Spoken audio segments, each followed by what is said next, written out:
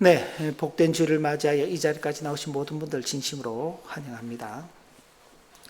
예, 오늘 우리는 섬기러 오신 인자라는 제목으로 우리 주님께서 이 땅에 오신 목적과 이유가 무엇인지를 살펴보기를 원합니다. 오늘 우리가 읽은 이 본문은 한 번쯤 여러분들께서 다 들어보셨을 설교입니다. 사건의 발단은 세베대의 아들의 어머니가 예수님에게 찾아와서 자신의 두 아들은 야고보와 요한입니다. 그 두 아들을 주의 나라에서 주님 좌편 우편에 앉게 해 주십사라는 부탁을 한 것입니다.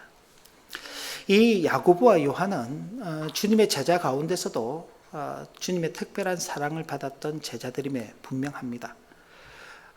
다른 제자들은 다 남겨두고 특별히 베드로, 야고보, 요한 이 세 사람은 주님과 동행하는 일들이 몇 차례 있었습니다. 예를 들면 회당장 야이로의 딸이 죽었을 때 그 딸을 살리는 그 자리에 베드로, 야고보, 요한이 같이 갔었습니다. 또 주님께서 변화산에 오르셔서 모세와 엘리야를 만나서 대화하시는 그 장면 속에서도 이 베드로와 야고보와 요한이 함께 동행하게 됩니다. 그러니까 다른 제자들과는 달리 참 주님 가까이에서 또 주님께서 하시는 그런 놀라운 일들을 보고 심지어 주님께서 하나님의 그 모습으로 변화되는 그런 일들도 확인하게 되는, 어쨌든 주님께 가장 가까이 있는 그들이다 보니 주님 나라에 가서 주님 나라가 임하게 되면은 그 나라에서 주님 오른쪽 왼쪽 가장 측근 자리에 앉기를 기대한다는 것, 그렇게 참 전혀 뚱딴지 같은 이야기는 아닐 것입니다. 그런데 주님께서 이 말씀을 들으시고, 그래, 내가 너희들을 아꼈지, 너희들이 누구보다도 나랑 가까이 지냈으니까 내가 한번 고려해 볼게, 그렇게 말씀하지 않으셨습니다. 너희가 구하는 것을 너희가 알지 못한다. 지금 정상적으로 지금 요청하고 있는 것이 아니다라는 그 말씀입니다. 그러면서 내 좌우편에 앉는 것은 하나님 아버지께서 이미 정해 놓으신 것이다.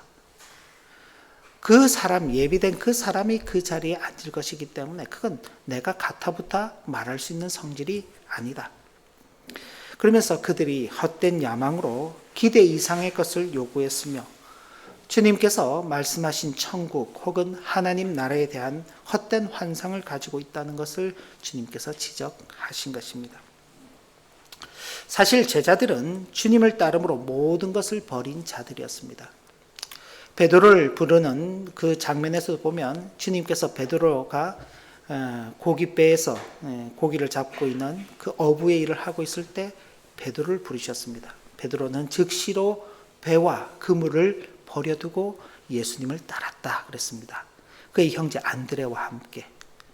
그리고 또 다른 제자인 이 야고보와 요한 역시도 주님께서 그들을 부르실 때에 그 배와 아버지를 버려두고 즉시로 예수님을 따랐습니다. 자신의 생의 모든 것들을 다 버려두고 심지어 가족까지도 남겨둔 채로 주님을 따른 것입니다. 그러니까 모든 것을 다 버리고 오직 예수님만 보고 따른 것이죠. 그런 제자들에게 우리 주님께서 오늘 마태복음 20장입니다만 그 앞에 19장에서 부자 청년이 예수님에게 찾아와서 내가 천국에 가려면 어떻게 해야 됩니까? 라고 물었을 때 예수님께서 계명을 지켜야 된다. 제가 어려서부터 계명은 다 지켰습니다. 그러자 주님께서 아니 너에게 좀 부족한 게 있어 보이는데 네가 가진 재물을 팔아서 가난한 자들에게 나누어 주고 그 다음 너는 나를 따르라. 그 말을 듣고 이 부자가 근심하며 돌아갔다 그랬습니다. 어려서부터 계명을 잘 지켰다는 그 부자 청년이 주님으로부터 거절당하고 떠나가는 모습을 보자 제자들은 야 그러면 누가 도대체 천국을 얻을 수 있을까라고 말했습니다. 그때 주님께서 사람으로서는 할 수 없지만 하나님으로서는 모든 것을 다 하신다 그랬습니다. 그러면서 부자가 천국에 가는 것은 낙타가 바늘기로 들어가는 것보다 더 어렵다라고 그렇게 말씀하셨습니다. 그러자 제자들은 그럼 도대체 누가 천국에 가죠? 모든 것을 다 버린 자가 간다. 우리가 다 버렸습니다. 라고 물을 때에 주님께서 그래, 너희들이 다 버린 건 내가 안다. 그래서 제자들에게 이 말씀을 하시는 것입니다. 마태복음 19장 28절부터 29절입니다. 그 교환에는 좀 오타가 났습니다. 자, 28절부터 한번 다시 읽어볼까요? 같이 한번 읽어보겠습니다. 세상이 새롭게 되어 인자가 자기 영광의 보좌에 앉을 때에 나를 따르는 너희도 12 보좌에 앉아 이스라엘 12지파를 심판하리라. 또 내 이름을 위하여 집이나 형제나 자매나 부모나 자식이나 전토를 벌인 자마다 여러 배를 받고 또 영생을 상속하리라 라는 약속의 말씀을 주셨습니다. 그러니까 부자도 가지 못하는 그 천국에 대해서 제자들은 우리가 주님을 따르면서 다 버렸습니다. 그러니 그래, 너희들에게 이런 약속들이 주어져 있다. 언젠가 그 영광의 자리에 이르게 되면은 너희가 거기에 따르는 보상을 받을 것이다.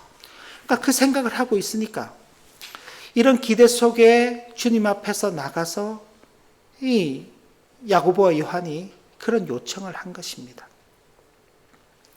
주님 오른편 왼편 자리에 앉고 싶습니다. 그런데 주님께서 이제 야고보와 요한을 책망하시잖아요. 근데 제자들, 남은 10명의 제자들도 그 두 제자를 보면서 화가 났다 그랬습니다. 분이 여겼다고. 왜요? 자기들도 똑같은 마음이거든요. 아니, 주님이 우리한테 분명히 12 보좌에 앉아가지고 이스라엘 12지파를 심판할 거라 그랬는데 쟤네들만 앉는다고? 우리도 앉을 건데 그런 마음이 드는 것입니다. 이는 주님의 말씀을 오해한 결과입니다. 그래서 주님께서는 제자들을 불러서 이렇게 말씀하시죠. 이방인의 집권자들과 고관들이 이 땅의 사람들을 상대로 권세를 부리고 영광을 누리는 것과는 달리 주님의 제자들은 그렇게 해서는 안 된다. 오히려 크고자 하는 자는 섬기는 자가 되어야 하고 으뜸이 되고자 하는 자는 종이 되어야 한다라는 말씀을 하신 것입니다. 주님께서 예루살렘으로 올라가시는 그 과정 속에 지금 이 이야기가 진행되고 있습니다. 이제 주님께서 예루살렘에 가시면 무엇이 기다리고 있냐? 고난이 기다리고 있습니다.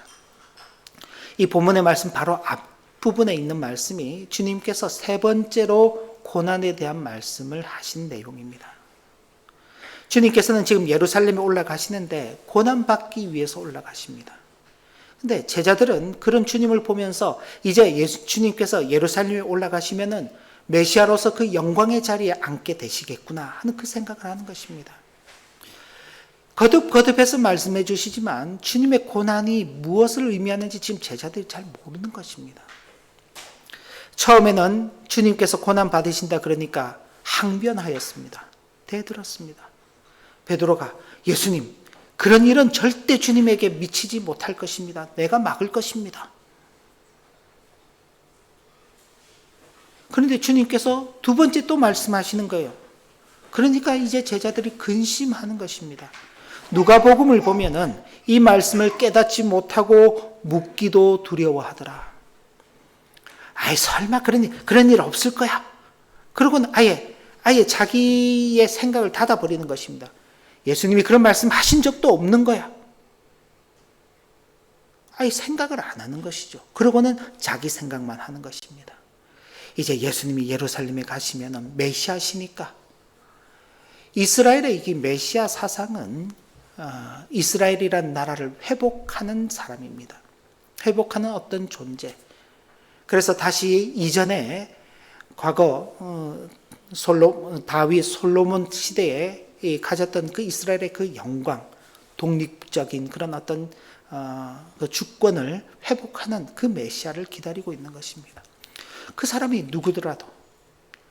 그래서 주변의 나라들을 제압하고 특히나 당시는 로마의 지배하에 있었기 때문에 이 로마의 지배로부터 해방시켜줄 어떤 그런 인물을 기다리고 있는 것입니다. 그런데 예수님께서 하시는 여러 일들을 보니 이전의 시대가 아닌 시대가 되는 것이죠. 새로운 시대를 여는 그런 분으로 보이는 것입니다. 기존의 관념들을 다 무너뜨리시고 일반적인 그런 세상의 지도자들과는 전혀 다른 방식의 지도를 펼치시면서 사람들의 당면한 현실의 문제들을 해결해 주시는 겁니다. 이분이야말로 진정한 메시아다.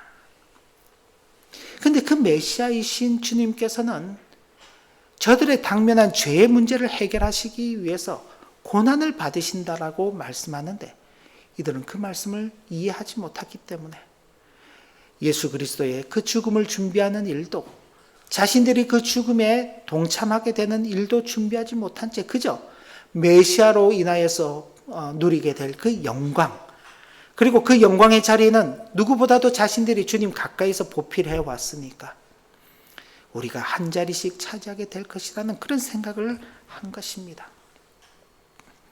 물론 주님께서는 주님을 따르는 자들에게 주어질 하나님 나라에 대한 큰 보상에 있을 것을 말씀해 주셨습니다. 주님께서 말씀해 주셨으니까 그런 꿈을 꾸는 것 당연할 수 있죠. 그러나 모든 것을 버리고 주님을 따르면 큰 보상이 있다고 해서 큰 보상을 받기 위해서 주님을 따른다는 것은 옳지 못한 것입니다. 주님은 분명히 우리에게 말씀하셨습니다. 네가 나를 따르면 보상이 따를 것이다. 주님 자체를 따르는 것이 좋아서 그 주님을 따르다 보니 주님께서 약속하신 그 보상을 받게 되는 것이죠. 그런데 그렇지 못하고 단순히 그 보상을 받기 위해서 주님을 따른다면요, 주님께서 약속하신 보상보다도 더 좋은 보상을 누군가가 약속한다면 주님 버리고 가지 않겠습니까? 우리가 이 시대 가운데서 예수를 믿는다는 것도 마찬가지입니다. 예수님을 믿음으로 말미암아 주어지는 여러 가지 은택들이 있습니다. 예수를 믿다 보니 그런 은택들이 주어지는 것이죠. 근데 단순히 그런 은택들만 받기 위해서 예수를 믿는다면 그건 순서가 뒤바뀌는 것입니다. 예수님보다도 더 좋은 것을 주겠다는 누군가가 나타난다면요, 언제든지 예수님을 버리고 마는 것입니다. 기독교 신앙을 가졌다가 신앙을 버리고 다른 종교로 떠나는 사람들, 다 그런 사람들이 왜 그런가요? 예수에게 기도하는 것보다는 다른 신에게 기도하는 것이 훨씬 더 나의 욕망, 나의 기대를 잘 이루어준다라고 생각해서 떠나는 것입니다. 그러니까 예수 그리스도를 믿는 단 한 이유는, 지난 시간에도 말씀을 드렸지만 예수님은 우리의 죄를 사해 주시기 위해서 육신을 입고 이 땅에 오셨습니다. 가장 중요한 문제는 죄의 문제입니다. 이 죄의 문제는 죽음으로도 해결이 안 되는 것입니다. 그런데 그 죽음으로도 해결할 수 없는 죄의 문제를 해결해 주시기 위해서 주님께서 오셨는데, 그 주님을 바라보면서 그 주님께서 주시는 죄 용서 말고 다른 것을 기대한다면 그건 엉뚱한 그런 기대요, 헛된 바람이 되는 것입니다. 그러므로 주님께서는 단순히 제자들을 책망하는 것으로 끝내는 것이 아니라 제자들이 사도들로서의 사명을 잊지 않고 또 지상나라에서의 영광이 아니라 하나님의 나라와 교회에 주어질 영광을 사모하도록 격려하시기를 원하셨습니다. 그래서 28절에 있는 말씀처럼 인자가 온 것은 섬김을 받으려 함이 아니라 도리어 섬기려 하고 자기 목숨을 많은 사람의 대속물로 주려 함이니라 라고 하심으로써 주님께서 오신 목적을 분명하게 밝히신 것입니다. 주님께서 이 세상에 오셔서 섬기는 자로서 오신 그 목적 속에서 이루어지는 나라가 하나님의 나라입니다. 세상의 나라는 훌륭하다고 하는 어떤 사람이 통치자의 자리에 앉아서 법률과 질서를 통하여 명령을 하고 지휘를 하면은 다른 사람들은 거기에 순종함으로 그 나라가 세워져 가는 것입니다. 거기에는 조직이 있고 제도라는 것이 있으며 이를 제대로 유지하기 위해서는 힘이 요구되는데, 거기는 강력한 물리적인 힘이 아니고서는 국가의 법률, 질서, 조직, 제도를 유지할 수 없는 것입니다.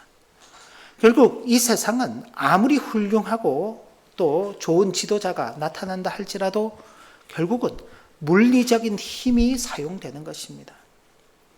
자신의 뜻에 맞지 않는 사람들을 강압하고 복종시키기 위해서는 힘이라는 수단이 사용될 수밖에 없는 것입니다. 그러나 주님께서 기초를 세우시고 또 제자들을 비롯하여 주님을 따르는 자들로 하여금 세워가시도록 하는 나라는 그런 나라가 아닙니다. 은혜의 나라입니다. 하나님의 나라는 은혜와 진리와 사랑이 통치하는 나라입니다. 하나님의 나라는 힘이 통치하는 나라가 아닙니다.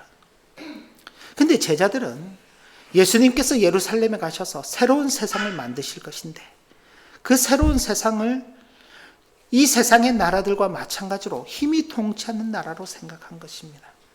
그리고 그런 힘이 통치하는 나라가 새롭게 성립될 때에 그 좌우 자리, 가장 유력한 자리에 먼저 앉는 것이 그것이 최상이다 그렇게 생각을 하는 것입니다. 주님께서는 그런 나라가 아니다라고 말씀하시는 것입니다. 결코 이 세상의 나라와 같은 물리적인 힘에 의해서 문제를 해결하지 않는 것입니다.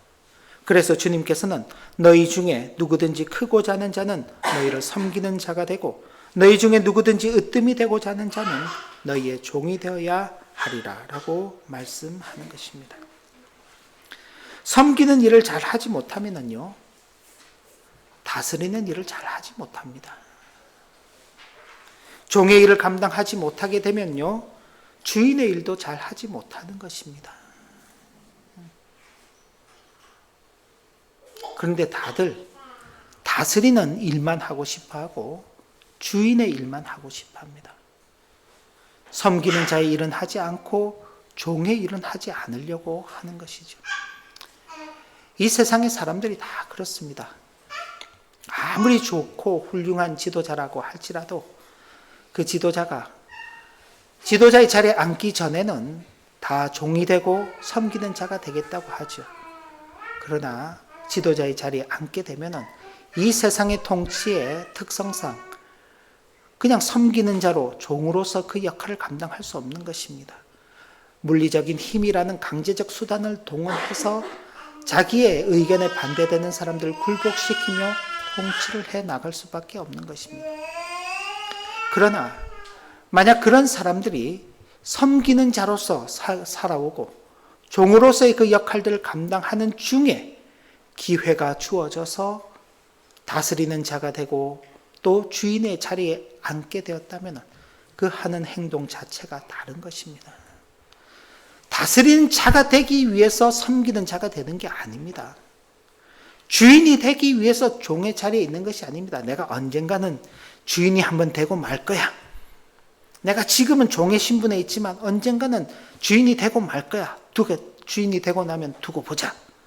이런 마음을 가지게 되면요. 결코 주인의 자리에 앉아서도 종의 마음을 가지고 그 주인의 일을 하지 못하는 것입니다. 이 세상의 나라와 통치자들이 실패하는 이유가 거기 있습니다. 그런데 교회도 그런 생각을 하게 된다면요.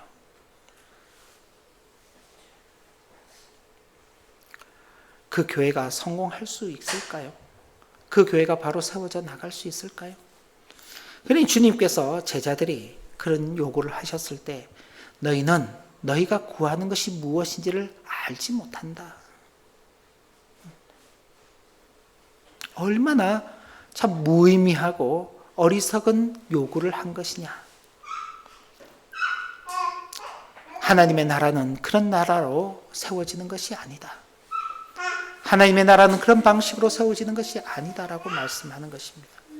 이 땅의 교회들도 그 생각을 해야 하는 것입니다. 이런 면에서 하나님의 나라인 이 땅의 교회 가운데 세워진 모든 직분은 섬기기 위하여 주어진 직분이라고 할 수 있습니다. 목사도, 장로도, 안수집사도, 권사도, 서리집사도, 교사도, 여러 가지 다양한 교회 가운데 주어지는 봉사의 직분들은 섬기기 위해서 주어지는 직분들입니다. 그 직분을 통해서 내가 목사가 되면은 성도들을 이렇게 한번 내 마음대로 해볼까 이런 생각을 하면 안 되는 것입니다. 자연스럽게 그 속에서 잘 자라나는 중에 이 사람은 목사의 일을 하는 것이 참 좋겠다. 하나님께서 여기시고 그 기회를 주실 때에 섬기는 자로서 그 역할을 감당하는 것입니다. 장로도 마찬가지고 안수집사도 마찬가지고 권사도 서리집사도 마찬가지인 것입니다. 섬기는 중에 하나님께서 기회를 주시니 그 기회를 감당하는 것입니다. 교회를 섬기는 그 일을 통해서 하나님의 나라를 세워가게 되며 하나님의 영광을 소망하고 그 영광을 누리게 되는 것입니다. 주의 그 영광의 자리에 이르시게 될 때 우리에게 가장 좋은 자리를 주시옵소서. 그렇게 소원해서 받는 자리가 아닌 것입니다. 그래서 주님께서 그런 자리는 아버지께서 누구에게 주실 것인지 예비하셨다. 예비한 그가 받을 것이다.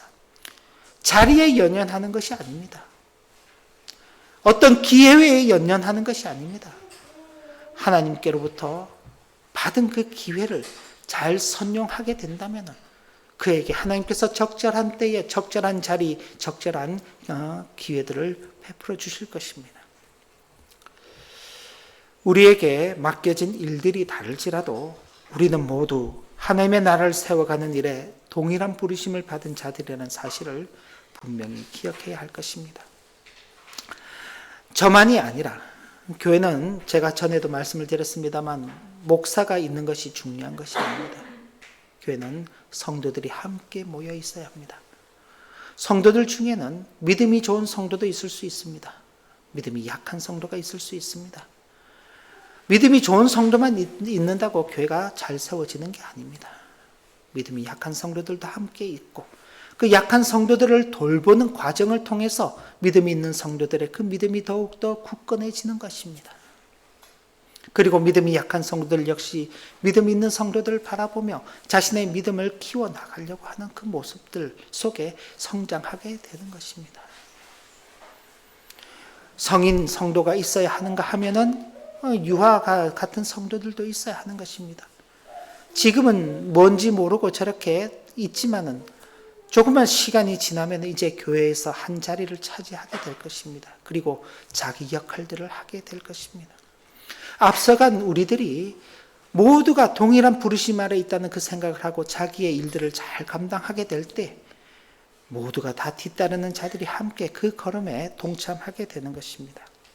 그리고 주님의 일을 감당함에 있어서 우리 주님께서는 철저하게 자기 자신을 비우시며 인자가 온 것은 섬김을 받기 위해서 온 것이 아니라 오히려 자기의 몸을 대속의 제물로 내어주며 섬기기 위하여 왔노라. 그리고 누가 그것을 알아주지 않더라도 자신이 그 길을 걸어가는 것입니다. 그 길을 걸어가는 과정 가운데 제자들마저도 주님을 다 버리고 떠났습니다.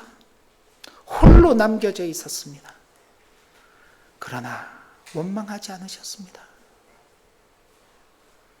자신을 바라보며 온갖 비난하는 그 눈초리와 그 시선들 그리고 그 욕설들이 난무하는 그 자리에서도 아버지여 저들의 죄를 저들에게 돌리지 마옵소서. 저들이 알지 못하여서 이런 일을 행하는 것입니다. 주님께서 왜 그런 기도를 하셨을까요? 그런 자리 가운데 있는 자들, 그 현장만 보면은 그들은 하늘에서 그냥 그 천벌이 내려도 말할 게 없는 사람이죠. 근데 그 사람들이요, 오순절 성령 강림 이후에 바뀌는 것입니다. 우리가 사도행전을 읽어가고 있지 않습니까?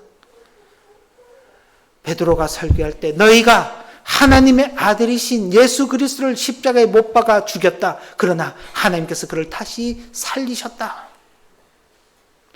그 말을 듣고 그 사람들의 마음이 찔렸다 그랬습니다. 그리고 베드로에게 그러면 우리가 어떻게 하면 좋냐? 너희가 회개하고 세례를 받고 예수를 믿어라. 그 말에 사람들이 회개하고 세례받고 예수를 믿는 것입니다.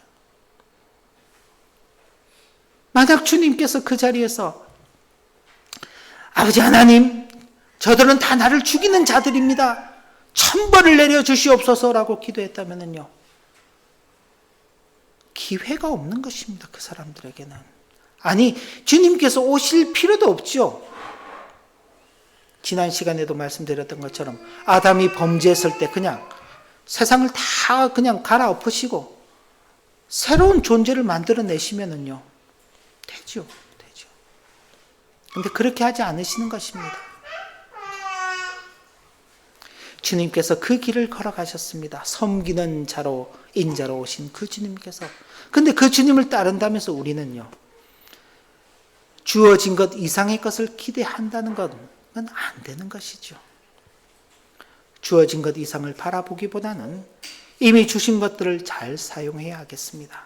그리고 받은 모든 것들을 서로를 섬기기 위하여 바르게 사용하는 교회요, 성도가 되어야 하겠습니다.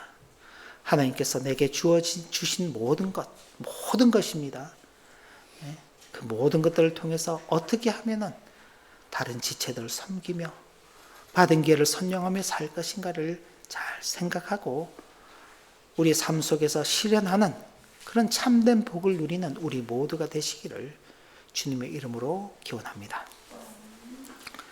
하나님 아버지, 오늘도 주신 교훈의 말씀을 마음에 새기며 인자가 온 것은 섬김을 받기 위해서가 아니라 섬기러 오셨다고 말씀하신 그 주님을 믿고 따르는 우리들입니다. 주님을 본받아서 우리 역시 섬기는 자들로 이 땅 가운데 살아가는 이 복을 잘 누리게 하여 주옵소서. 예수님의 이름으로 기도 올리옵나이다. 아멘.